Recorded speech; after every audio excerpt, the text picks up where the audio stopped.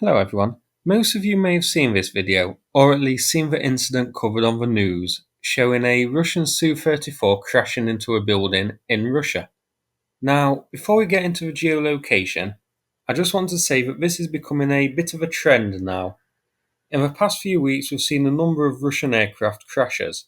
The Su-25 in Crimea, a Su-25 in Rostov, and there are a couple more. I think a Su-34 in Crimea too.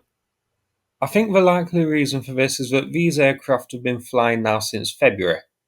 It's very possible they're accumulating wear and tear and not being maintained properly, and picking up little faults and flaws, leading to an increased rate in crashes. It could also be airframes taken from storage that are just in poor condition.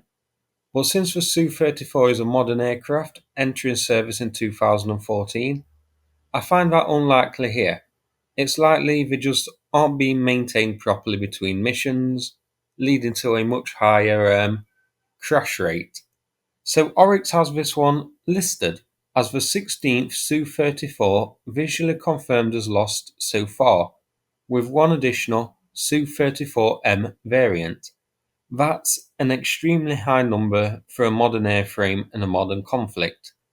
Russia has 140 of these in service, and bear in mind, not all of those will be ready for combat. Some will be undergoing maintenance and used for training and that sort of thing. So a significant chunk of the fleet is gone.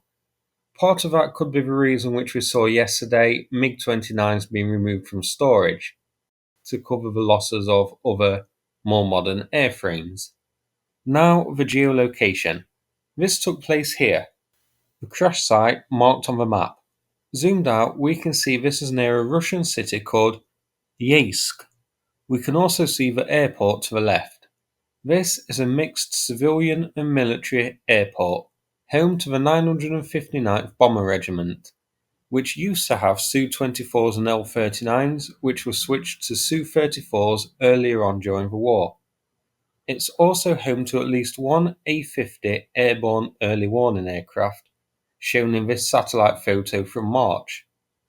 Seen here, you can see the base is just under 50 kilometers from Ukraine, so aircraft here would provide cover and carry out operations all along the southern front of Ukraine. So losing a Su-34 in an accident like this is a pretty big deal.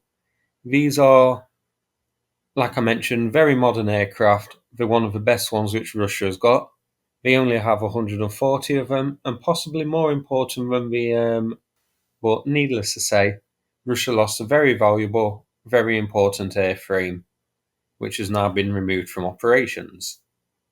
So thanks for watching. If you found the video interesting, I would appreciate it if you clicked like and subscribe.